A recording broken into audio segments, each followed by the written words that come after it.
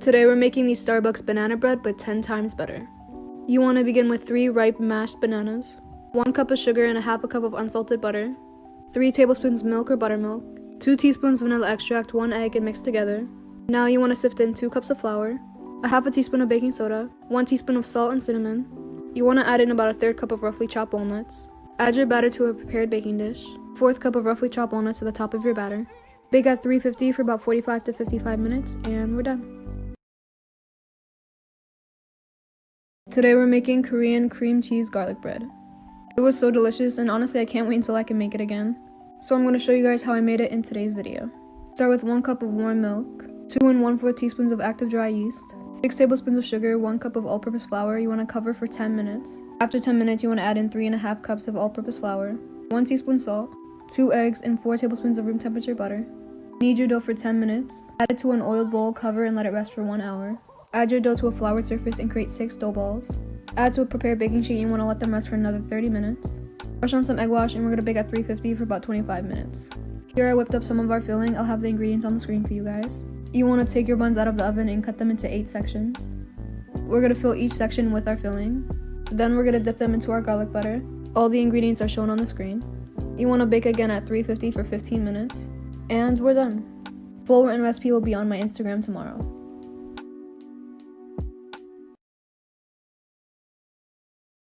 Today we're making homemade eggnog with a little salted caramel twist. You want to begin with 6 egg yolks. Add 3/4 cups of sugar and whisk until light and fluffy. Should take about 4 minutes. Here I have 2 cups of milk in a saucepan, adding 2 more cups of heavy whipping cream, 2 whole cloves, 1 teaspoon nutmeg, and a pinch of salt. Add to your stovetop on medium heat and let it come to a light simmer.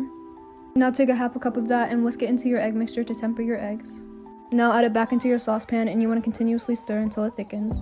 It should take about 4 to 8 minutes. Take off the heat and add a teaspoon of vanilla extract. Here I'm adding a graham cracker coating to the rim of my cups, adding caramel and homemade whipped cream, topped with some kosher salt, cinnamon, and coconut, and we're done.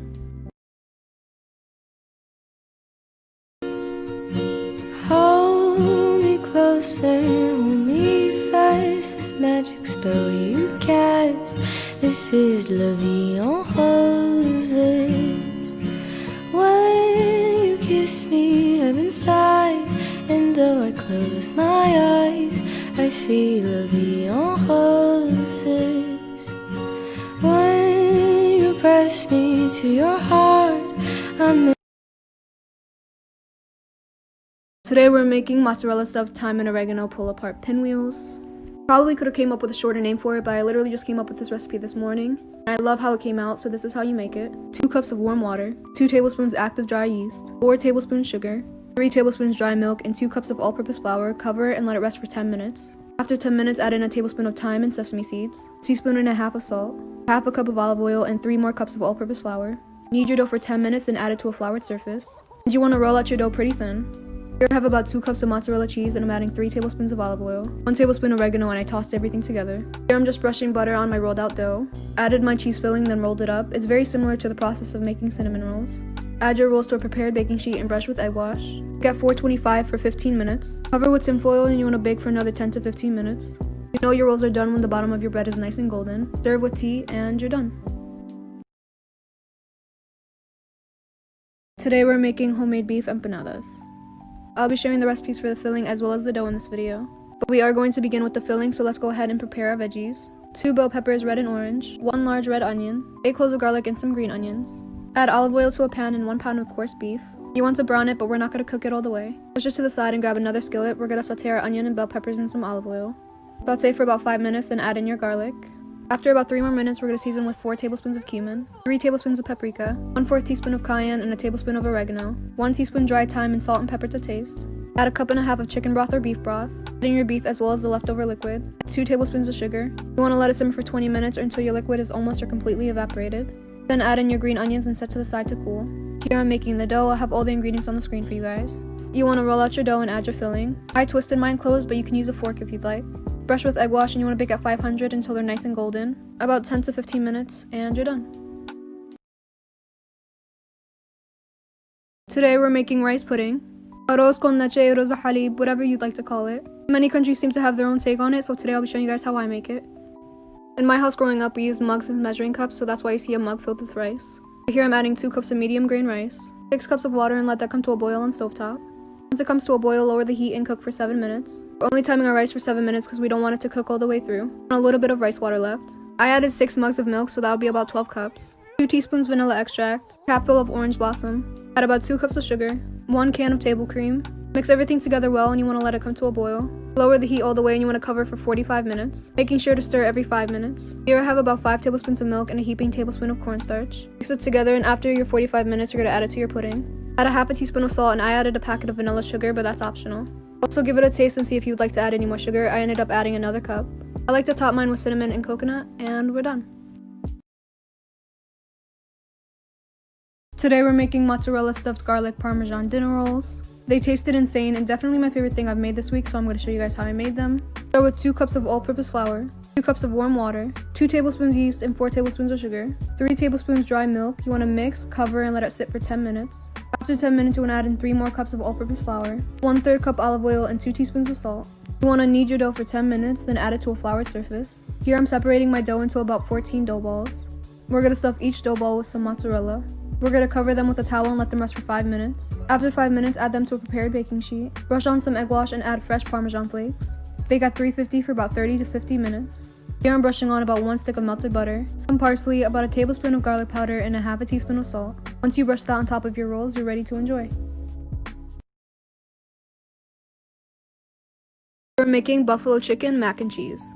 I went ahead and boiled my pasta and got it out of the way. Added about 2 to 3 cups of heavy cream to a saucepan and about 2 ounces of cream cheese, and I let that come to a simmer on stovetop.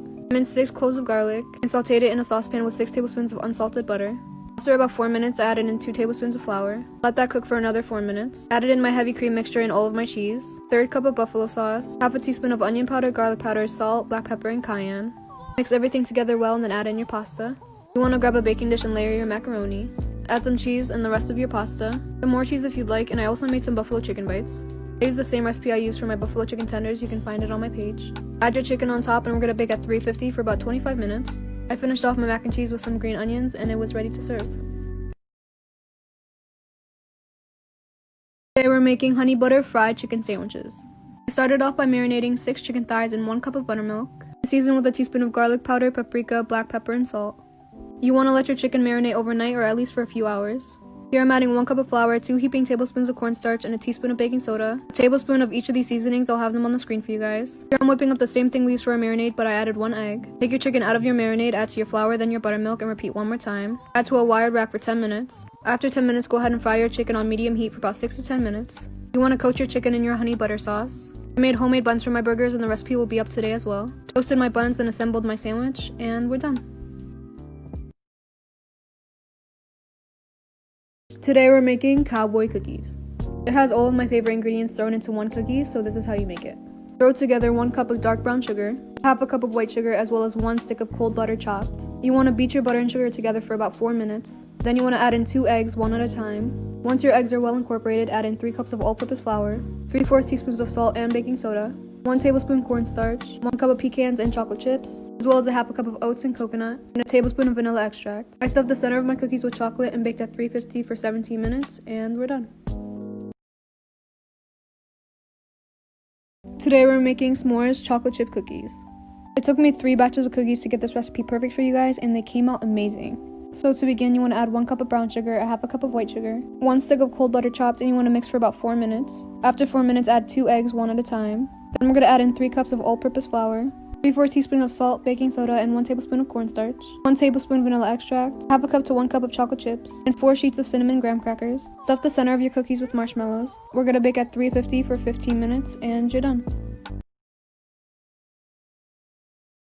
Today we're making buffalo chicken tenders. They came out so delicious and I paired them with french fries and buttery dinner rolls. If you want the recipe for the rolls, you can find them in my last video. But to begin, you want to add 1.5 cups of flour to a bowl, a tablespoon of cornstarch and a teaspoon of baking soda, a tablespoon of adobo, white pepper, garlic powder, onion powder, oregano, paprika, and cayenne. In a separate bowl, we're going to add 1 cup of buttermilk, 1 egg, and a half a teaspoon of black pepper and garlic salt. You want to coat your chicken in your buttermilk and then into your flour mixture. We're going to repeat 1 more time just to make our chicken nice and crispy. Let your chicken sit on a rack for 10 minutes. After 10 minutes, go ahead and fry them on medium heat for about 6 minutes or until fully cooked. Here I'm adding a half a cup of buffalo sauce, a half a stick of melted butter, and 1 tablespoon of vinegar. Coated our fried chicken in the sauce that we just made and topped it off with some chopped chives. And we're done. I also served my tenders and fries with ranch on the side.